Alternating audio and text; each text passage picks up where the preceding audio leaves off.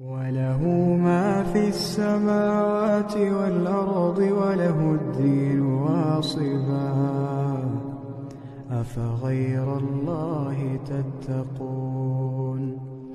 وما بكم من نعمة فمن الله ثم إذا مسكم الضر فإليه تجأرون ثم إذا كشف الضر عنكم إذا فريق منكم بربهم يشركون ليكفروا بما آتيناهم فتمتعوا فسوف تعلمون.